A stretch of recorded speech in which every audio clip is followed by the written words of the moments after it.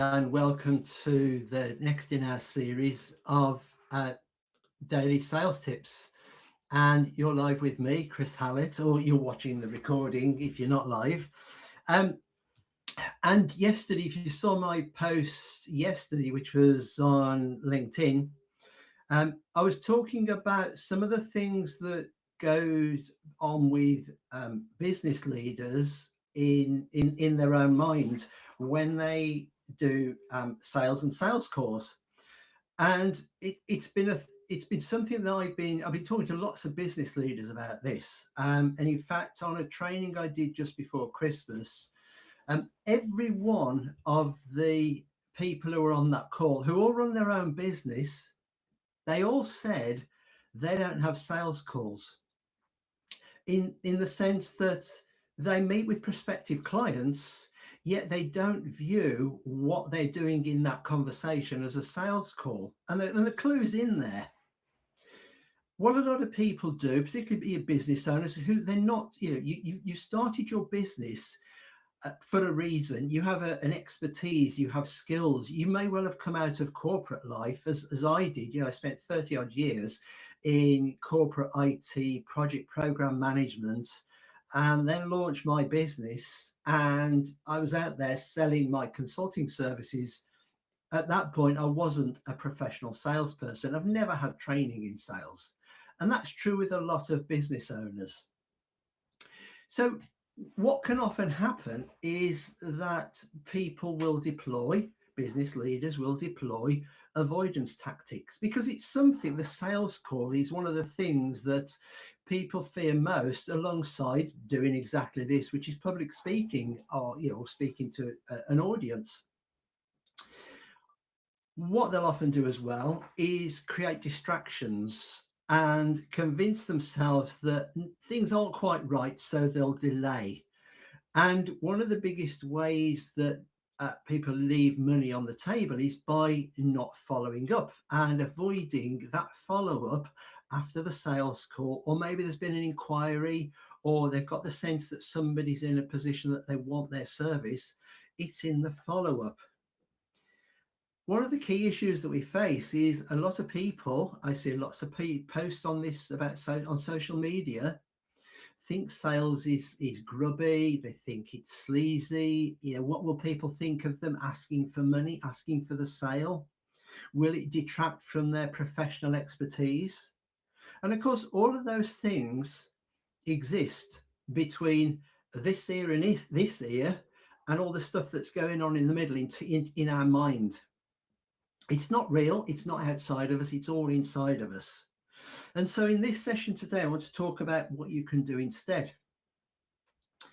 And one of the things that, as human beings, one of the first things we do, is probably the second or third thing we do, is we learn to make sounds. We learn to talk. We've been crawling around, we've been eating, we've been doing things that babies do. And then eventually we start to develop words. We become more human beings in the sense that we start to have chats with people. And then we develop into conversations. As we go through adolescence, we become more and more inquisitive, and we ask lots of questions. We start challenging why things are the way they are, why things exist. And so it's in our nature to have conversations with people. We do it every day. We have conversations with our loved ones, with our friends, in social settings, in the workplace. Yet one of the biggest challenges is having that conversation when we're on a sales call. And so what I'd like you to do is think about your sales call, or if you're doing a presentation, is to make it a conversation, because that's in essence what we're doing. And I remember when my daughter was first going out and having interviews, I've had a lot of interviews at that point, and I've also interviewed people. And I said to her, the most important thing to remember is that the interview should be a conversation. Yes, the interviewer will ask you questions. You're perfectly entitled to ask them questions because you want to find out more about the job. You want to find out about the company and make it conversational. It should never be one-sided where the interviewer asks a question, you answer. And that's true with sales calls, whether it's on the phone, it's live in person, it's on the telephone, is to make it a conversation. And sure, you as the business owner, the salesperson, need to drive that conversation to get the outcome that you want, which is either a yes, they want to work with you, or no, or maybe you don't want to work with them. You control the conversation, you control the dialogue, you control the pace and the speed of the sales call. That doesn't mean to say that you bombard your prospective client with question after question after question, because you have to make it conversational. You have to put them at ease and feel that you're genuinely interested in them as a person, in their business, and also what their needs and wants are. One of the ways that we can do that is, obviously we need a structure. But the other way we can do it is using softening. So, John, tell me, what's the most important thing about your business today? I see. So you bring in those little words that we use naturally in conversation that will help you turn that sales call into a smooth conversation.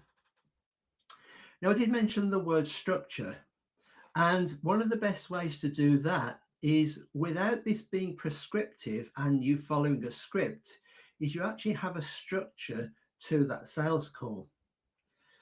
On the 29th of January, I had to think about the month then,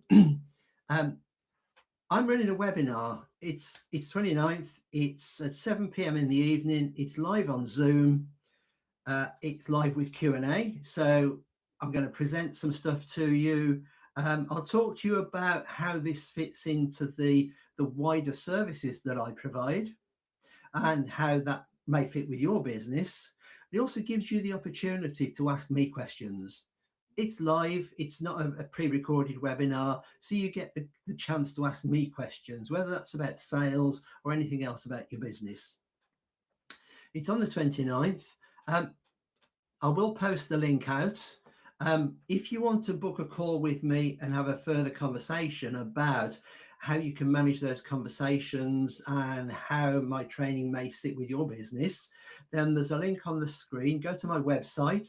It's at wavecomsgroup.co.uk/discovery-call, and let's have a conversation. And again, you'll get to see how I make those calls conversational, and put you at ease. So it gives you a chance to experience me walking the talk, if you like.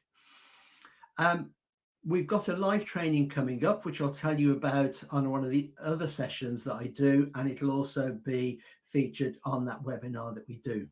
So whether you're watching this live or on recording, just drop me a comment, please, and tell me your thoughts. And also, if there's an aspect of sales or business, particularly purpose-led business, because that's where this training fits in, it's all within the purpose-led leadership area, then let me know and I'm happy to cover it. I hope you have a great day, and I look forward to seeing you on the next of our sessions.